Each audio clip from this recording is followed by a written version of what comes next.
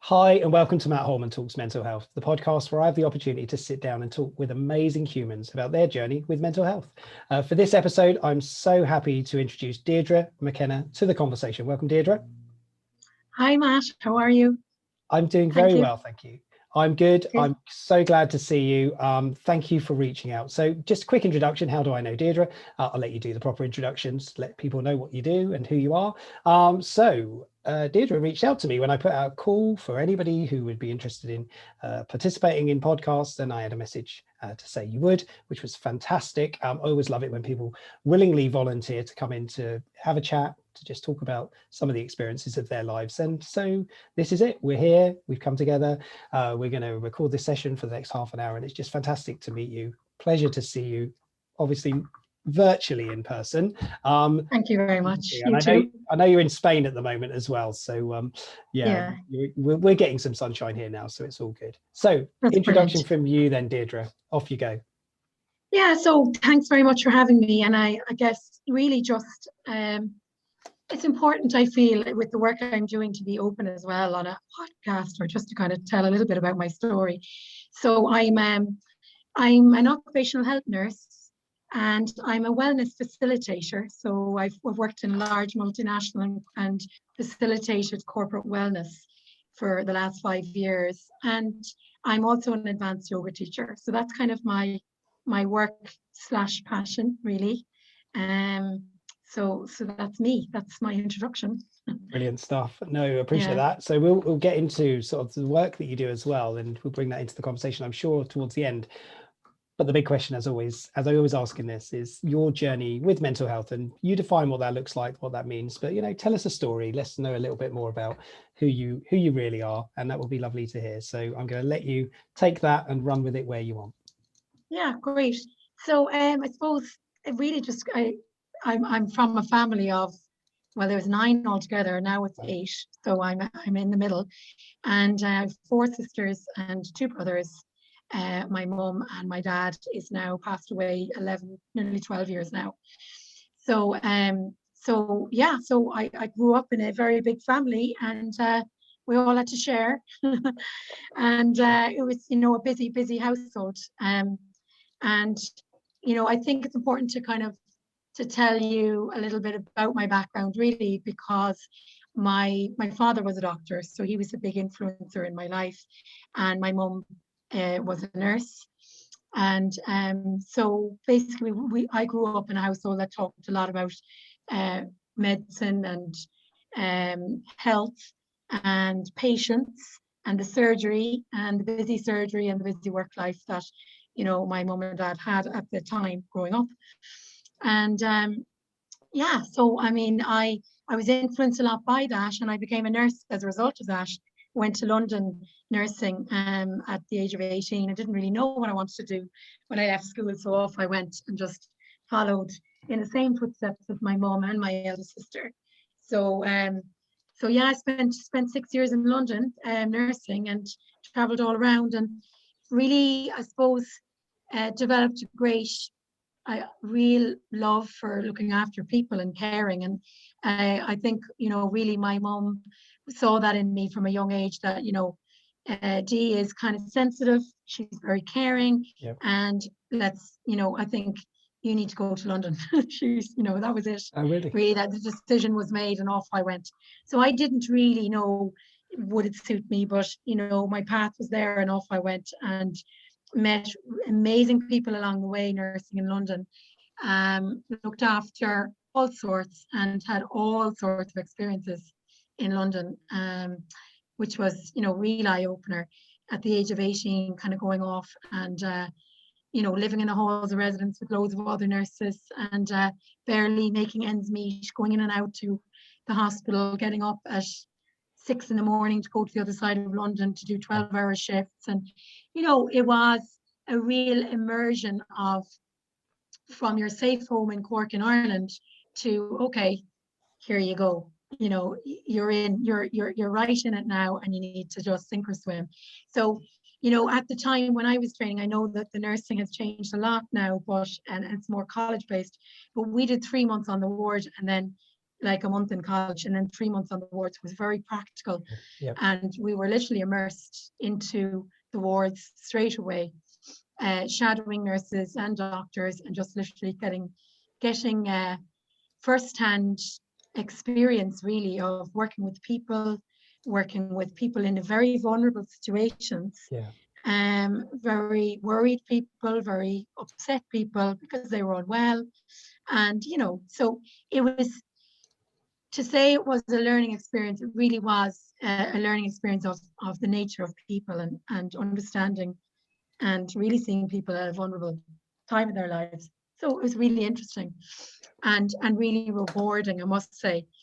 And on the same strand too, quite a lot to take in mentally as well, when you're kind of going in 12 hours, you're running around, you're looking after, I think at one point there would have been 2 nurses on a 34-bedded bay, you know, with 8 high dependency patients coming back from surgery, 1 care assistant doing all the blood pressures and pulses, and then you've got to give all the medication and hope to God that somebody isn't going to get very ill overnight. Yeah, you know, of course, yeah. So it was a lot of pressure for a young girl, and you know, a lot of my colleagues would have said the same at 18, 19, going over to London doing this work, you know. But it's not, I suppose it's not uncommon, and it still happens, and it's still happening for nurses today, and you know, that are going into very busy situations. So anyway, that was my training, and I went off from London over to Australia, New Zealand.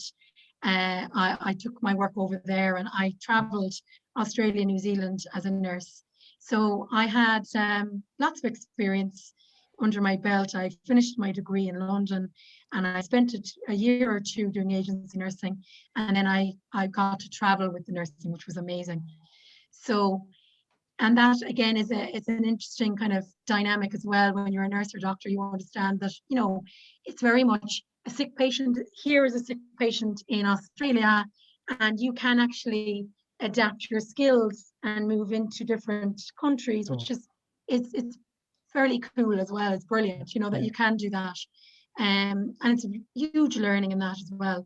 So that was Australia, New Zealand. And when I came back from Australia, New Zealand, I decided that I didn't want to work as a nurse in a ward anymore. I wanted to go into preventative health. So I worked in the Well Clinic in Dublin. When I came back to Dublin, and I worked in a top-to-toe preventative health clinic, which was screening for health insurance clients, and also for private clients, to help them, I suppose, really understand a little bit about keeping themselves healthy, health promotion, lifestyle, diet, blood, stress ECGs, all of that kind of thing, and kind of weight management programs. So I did that for a period of time. Then I got some terrible news that my father was diagnosed with cancer, unknown primary, secondary in the lungs, and my whole world fell down around me. So this was kind of in my early 30s, and just really, I was living in Dublin at the time, and I was really distraught and very, very upset. And he wasn't given long to live, you know. And he, I suppose, being a doctor and knowing his fate as well, it was very, very upsetting for all of our family and for everybody that knew him.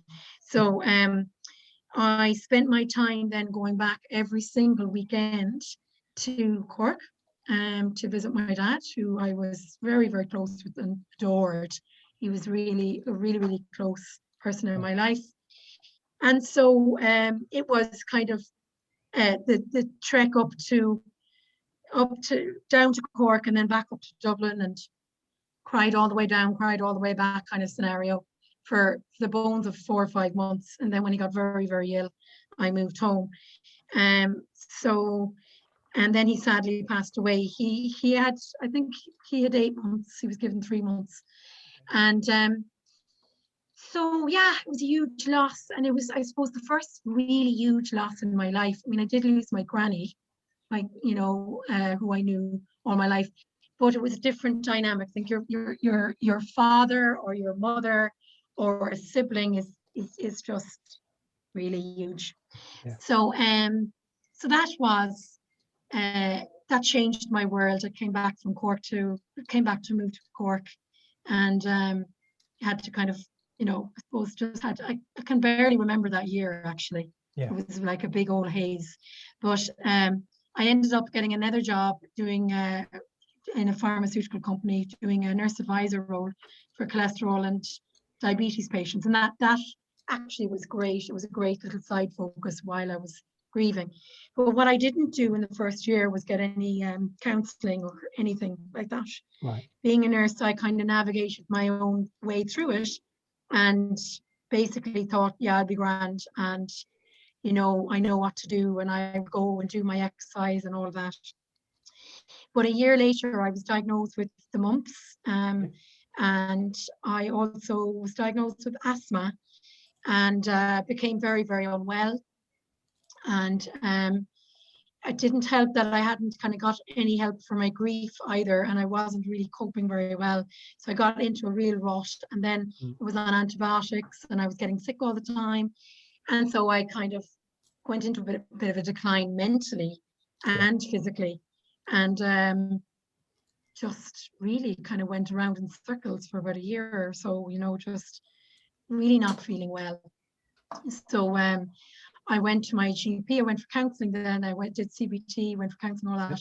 Went to my GP, and basically my GP at one point said, look, maybe you need to go on antidepressants for a while just to kind of get you out of the slump. And I wasn't happy with that, right, personally. Yeah. Because I kind of felt that there must be another way, you know, that I knew that if I had a path, another way, that somebody said, look, do this for a little while, that maybe I could figure it out myself. So, and I would be somebody that would be quite analytical, and I would think a lot, you know, so I kind of had exhausted lots of avenues. I'd done all of the right things. So I'd done the CBT, I'd done the counselling, I'd done my little bit of exercise, then the asthma was holding me back from the exercise. So things were all a bit askew.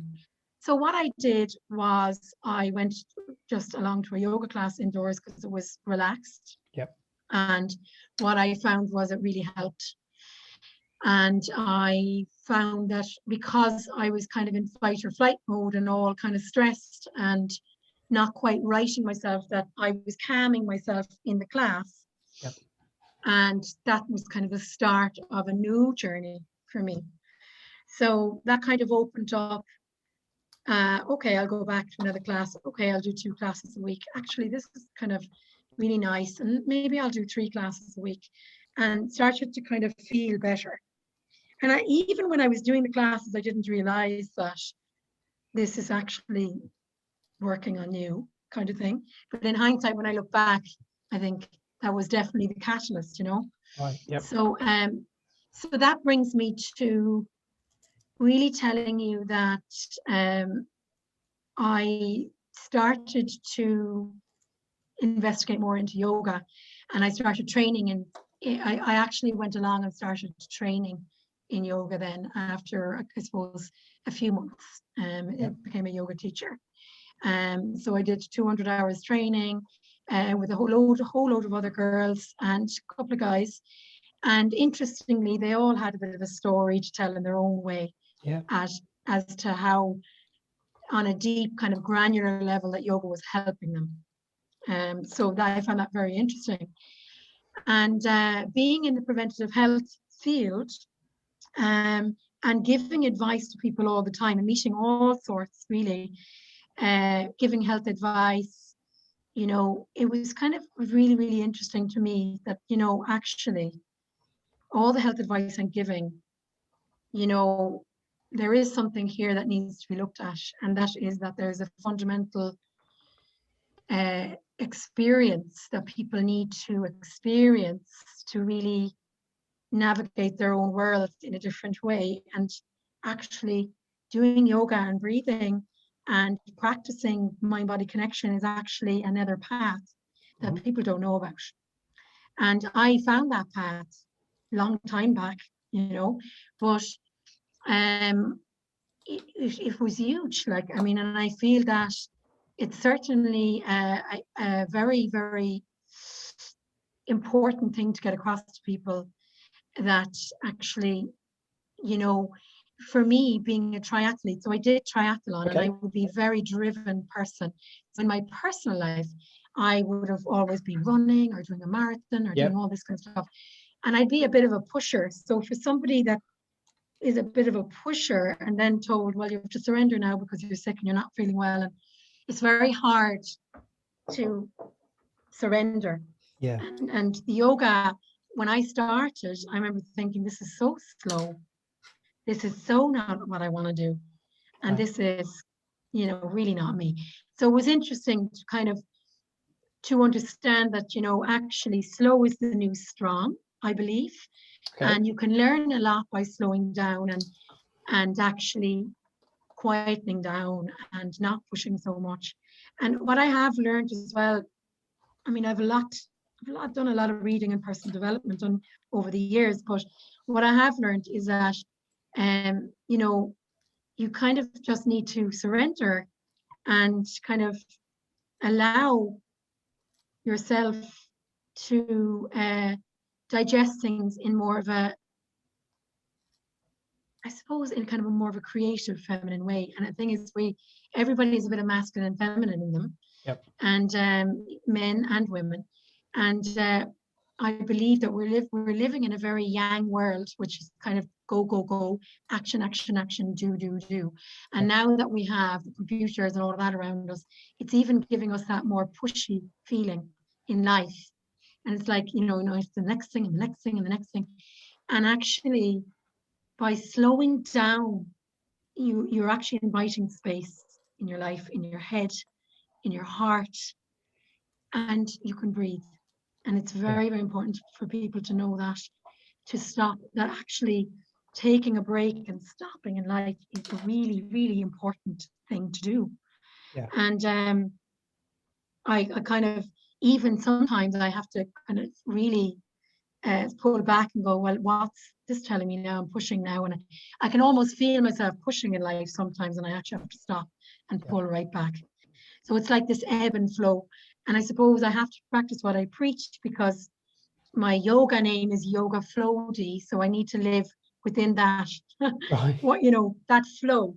Yeah. But saying that, I'd also just like to tell you a little bit about the other elements of what I do if I have time. Yeah, of course you do. Yeah, no worries. I'm loving it. I just think it's fascinating, and I love the slow is the new strong. I've written that one down. That's yeah. I'm gonna think about that one and ponder it a little bit more, I think. But yeah, carry on. You've got more time. No problem at all.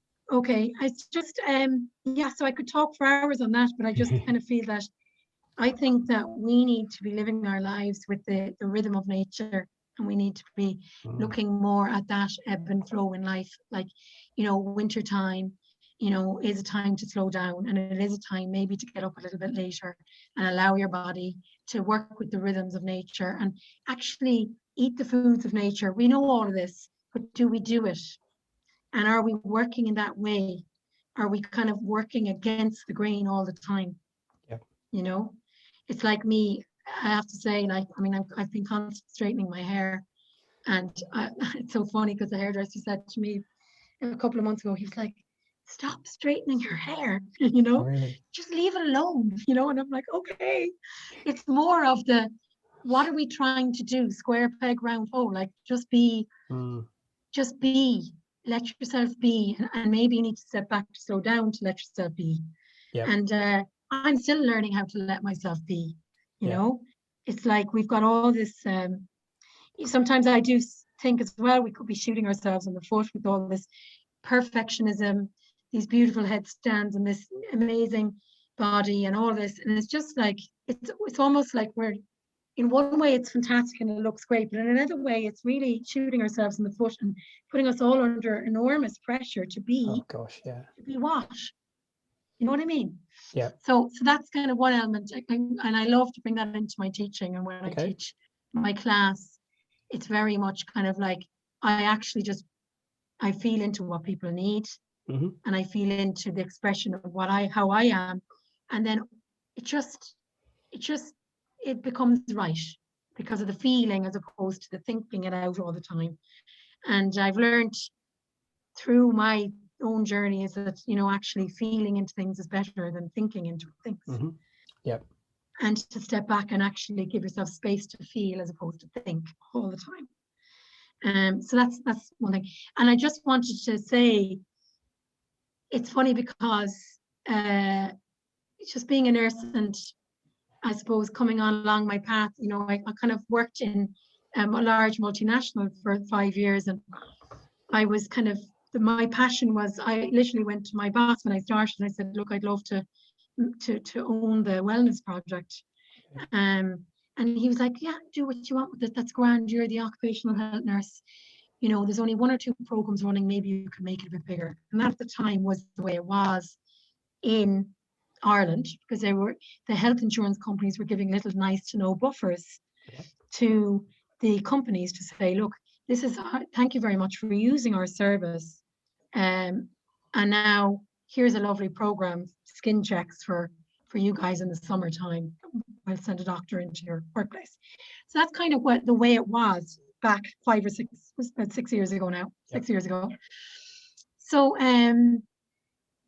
I started doing a little bit of discovery, and I developed a program. I called it Thrive. Formerly, we were another company. We merged. I don't know if I should say it on the podcast, maybe not, you know, but it doesn't really matter, I don't think. But formerly, we were another company, and then we merged into another tech company. So basically, in the former company, I had called our program Thrive and brought a committee together of people, and we just developed a structure around deciding on programs, deciding on the calendar of events, merging it in with National Health Days, doing kind of surveys to see what people wanted. And it grew and it grew and it grew and it grew and it grew. And basically we merged then with another company, but we won platinum for the wellness, and we also won a global webbing award as well for Ireland. And Cork was the mentor site at the time. So I'm very proud of that, because I feel very personally responsible for those wins. But interestingly enough, there were times I remember walking down in work, just literally going, you know, God, like that, you know, people don't realize how hard this is and how much there is in this work, you know, to coordinate, to bring things together. And there's so many great things, but to give it back to the company was huge, you know. So I suppose that brings me to where I'm at now. I mean, so we developed a service. It ran very well. Things have changed now with the COVID pandemic, as we know. And what I see is loads of companies now floundering. They're floundering back where I was back 6 years ago, saying, okay, it's like 1 or 2 people there in the company sitting there saying, I've got to do all of this for the whole company. Everybody's got great ideas, and there's so many great people out there. But actually, to put this together is an almighty project. Almighty. And there's a lot involved in resourcing it, in bringing it to fruition and getting it right as well, and then constantly assessing it and getting the metrics for the company and all of that. So I've developed part of my work, so I'll just bring you to the kind of that part now. So I do teach yoga. I teach yoga online, and I'm also teaching on the beach at the moment here, which I'm really loving, because you can hear the ocean in the background. Stop it. Cool. Yeah. And then I've developed a few products. So I was made redundant back in June. Lots of personal changes in my own life, and I've developed a few products to go back to corporate with, and for individuals and groups and small businesses. So basically I have my yoga classes, but I also have a blueprint strategy for workplace wellness, which is basically a step-by-step guide. And really it is a consultation service where I help businesses to get kind of the vision and the scope of what is in scope, out of scope, and what they want to bring with their own unique identity to their brand of wellness. And I help with that, because I know there's lots of little multifacets to go in there, things that need to be included, and I can help with. It's what I like to do is create a space for people to say, look, get it all out, and then literally put it all together. And then there's one very important part, and that is a kind of dialogue which does need further airing out. So there's two parts to the strategy. The one is looking at the actual problems, really, and that could take quite a bit of time to iron out. Sure, yeah. For leaders. But then the second part is actually literally rolling out a strategy, you know. And then I think the first part needs to go on, tick away in the background for quite a period of time. And I think over the pandemic, that's what's happening. And I think what's happening now is what I see is there's a lot of noise.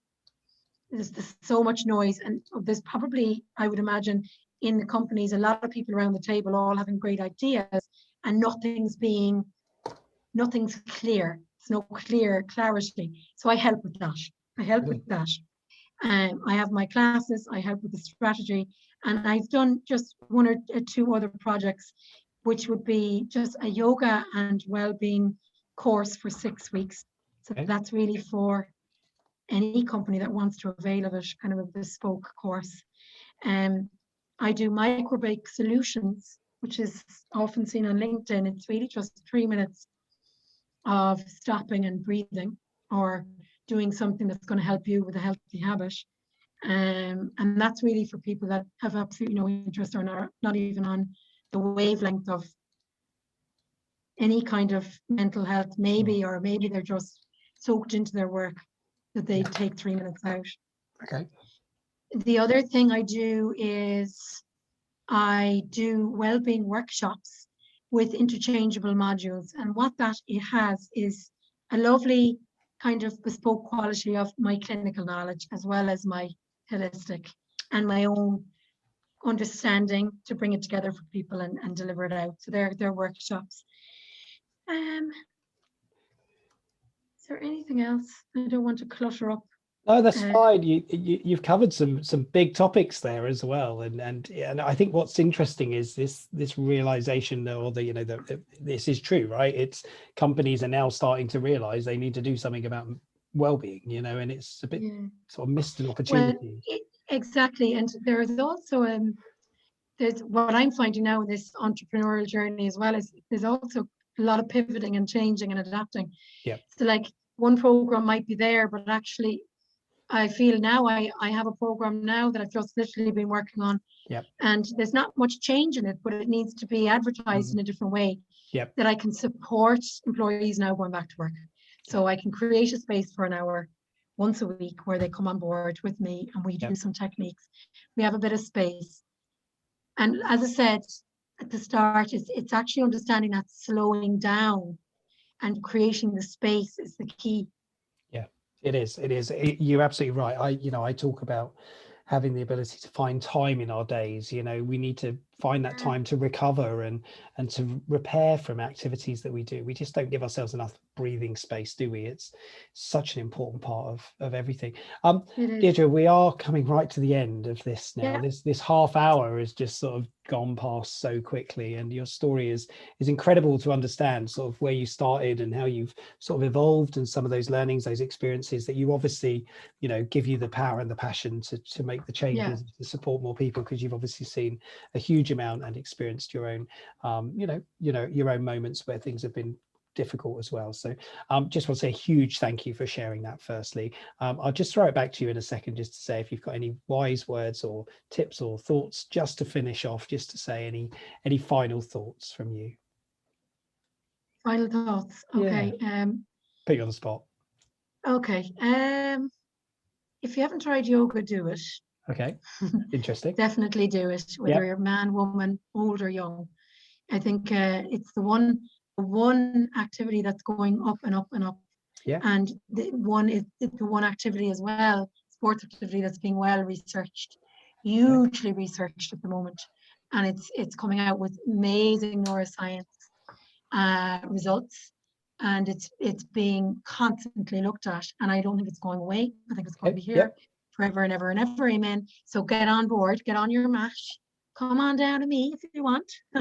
Brilliant. Well, you're at the beach, so that's perfect. I'm on the beach. You're on the beach. Want to come to the beach, come to Spain, or else come online. And then the second thing is, wherever you are, I think in your life, I don't know. I mean, I'm only hopefully halfway through my life, but I think it's just very important to actually stop and just actually turn off all the technology and actually go off and have a good break, like a good dust out of your head, if whether it be for 2 weeks, whether it be for a month, that it's actually required. And if you're kind of constantly on go all the time, something's going to give. Brilliant. And that's the thing. And I think the regular breaks in work, on life, the space is kind of, it's like a healthy habit. It's like washing your teeth. You have to do it. You actually have to do it. You have to give your an hour. Like somebody that's working kind of constantly saying, no, I'm going to miss done this done. There's going to be a time then where you're actually really exhausted after 2 weeks, or burnt out, or you're going to get very stressed out. So I just think it needs to be a healthy habit of integration, and then go more, let your body go more with the lunar cycles and the cycles of nature. Wow. That's it. Holistic me coming out here. That is it, isn't it? It's simple stuff. You know, I've not got to yoga. I just feel I don't have the flexibility for the yoga. I guess that's the thing that's always putting me off, but I guess you can do it very gently. So maybe it is worth me having a look for the yoga mat. Can I just say, you don't have to be flexible to do yoga at all. I think that's the thing that's always been. That's the thing, is that the pictures of people up in their heads and all that, it's kind of like, you don't need to do all that, you know? I want to do it. Just need basic stuff. Like I teach the basics. You only need the basic stuff. You don't need to be this amazing body and skinny, and it really doesn't really matter what size you are. It doesn't matter. You come on down and you do a stretch. One day it's really hard, the next day it gets easier, and that's just the way it is. And you feel better. Yeah. And you create space in your body and your mind. There we go. Well, couldn't have asked for a better sales pitch on it, right? So I don't need to be flexible. I just, it gets better every day. Perfect. Space and mind. I love it. Deirdre, thank you so much for this session. I really enjoyed listening to your story. I really loved the opportunity. Thanks so much for having me. Oh, you're more than welcome. For anybody that is still listening, if you are struggling, if you do have any worries or concerns, or you would like to ask any questions, please do feel free to reach out. I know Deirdre and myself, of course, we're more than happy to answer anything if anybody has any questions. Also, if you are struggling and you feel that there's nobody to talk to, please do know there is always somebody out there that you can reach out to. Please do reach out. Samaritans exist today to help support conversations where you just might need a safe space to just say a few things. You can call them 116123, and it's free to call. Please do know there's always somebody there. But there are many organisations out there that want to help and support you. So please don't feel that you're on your own. Wish you all the very best, Deirdre. Thank you so much for today. And thanks so much. Take care. Look after yourself. Thank you.